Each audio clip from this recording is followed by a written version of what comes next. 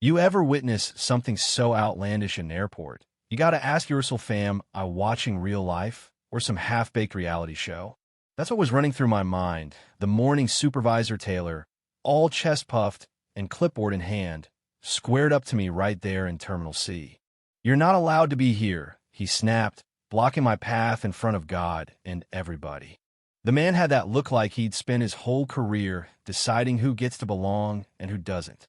To most folks drifting by with their lattes and roller bags, it probably looked like just another airport spat, maybe a delay, maybe another viral TikTok waiting to happen. But for me, Marcus Williams National Cemetery Honor Guard, 34 years old, product of the Bronx, it was the day I found out how far you gotta go to defend dignity when the system itself wants to grind you down.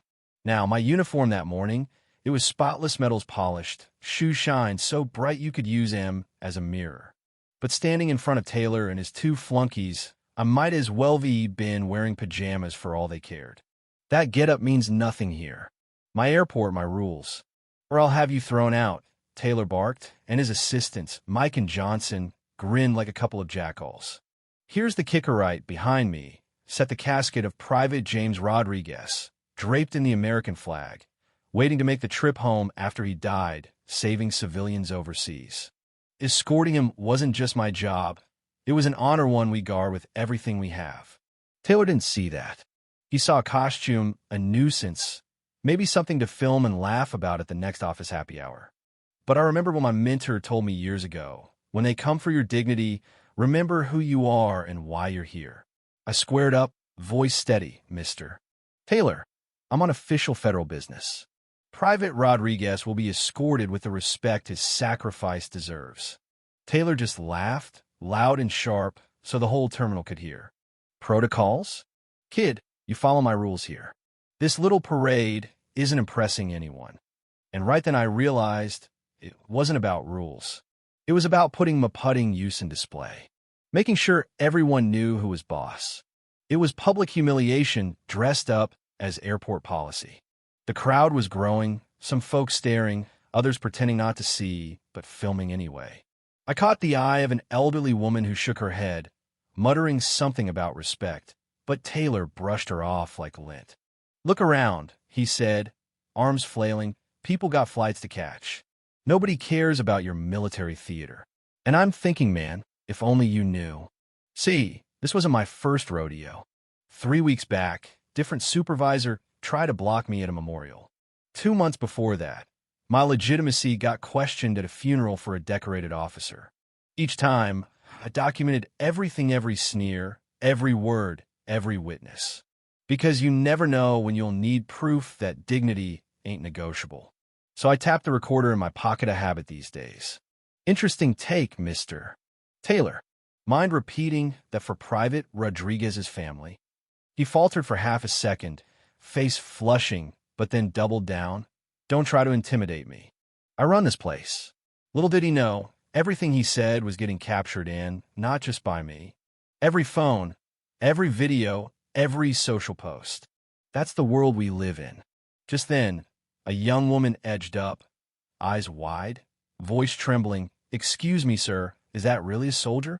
There was genuine curiosity, real respect. "Yes, ma'am." I told her Private Rodriguez died serving his country. But Taylor couldn't stand to cut in.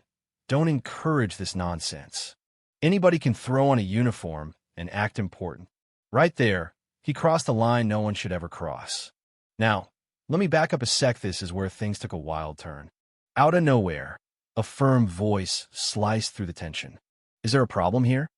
General Patricia Morrison, just off a military flight, dressed plain but standing taller than anyone else in the place.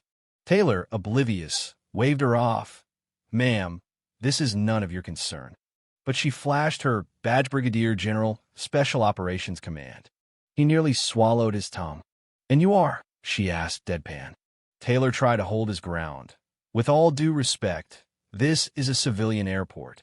I determine the rules." Morrison wasn't having it. She'd seen my work, praised me as ceremony not long ago. I handed over my federal warrant, signed by the Secretary of Defense.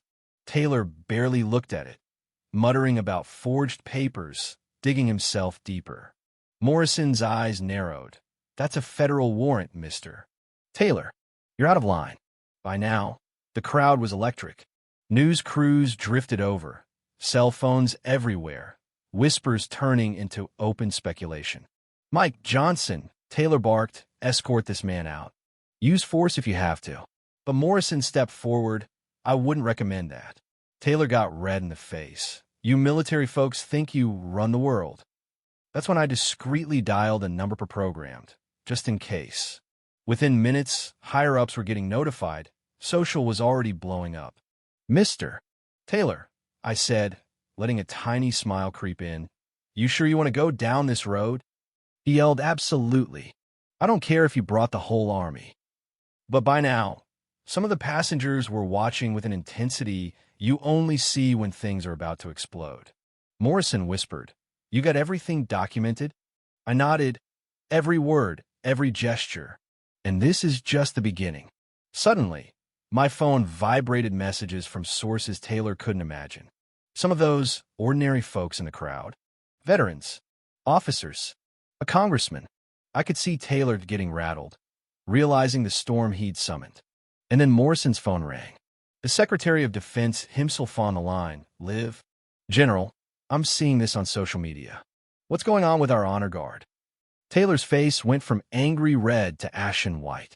He barked at his assistants to remove these people, but the wind had changed. I put my phone on speaker. Sergeant Williams, this is Colonel Thompson. We're aware of your situation. A team's en route. Taylor sputtered. Multiple sources? What's happening? I held up my screen. Instagram, live 47,000 watching.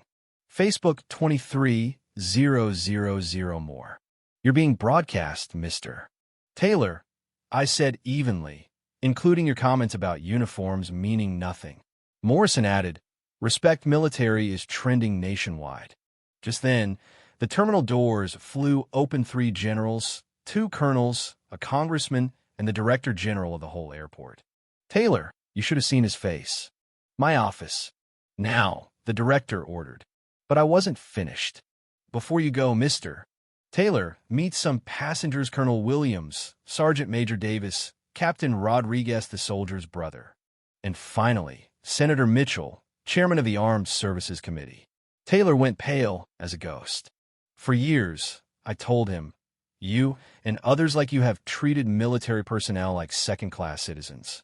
Today, the whole country saw the truth. His phone started blowing up. Media, management, veterans groups. Even his own wife, a Navy veteran, would later tell reporters she couldn't recognize the man in the videos. General Morrison addressed the crowd. Ladies and gentlemen, you've just witnessed why we must stand for those who stand for us. The applause was spontaneous, real.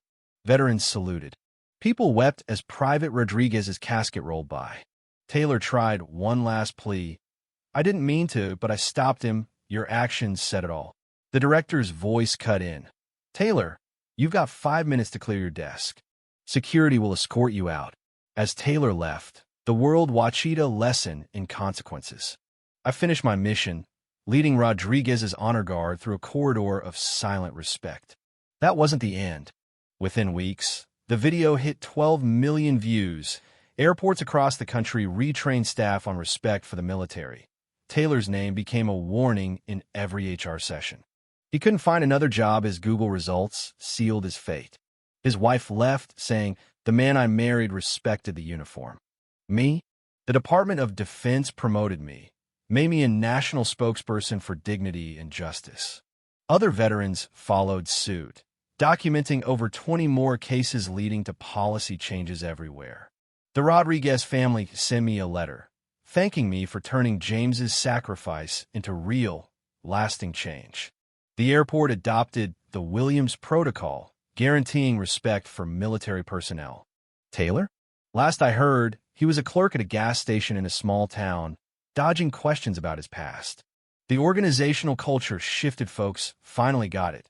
You mess with dignity, you risk everything. I keep a photo on my desk, me and General Morrison beside Rodriguez's casket, the crowd behind us.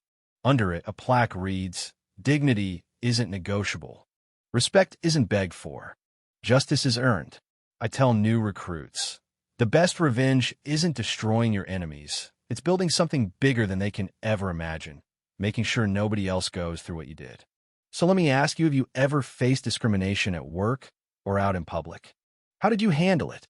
Drop your story in the comments. Subscribe if you believe in real justice, because sometimes it's the quietest acts, the ones nobody expects, that change everything.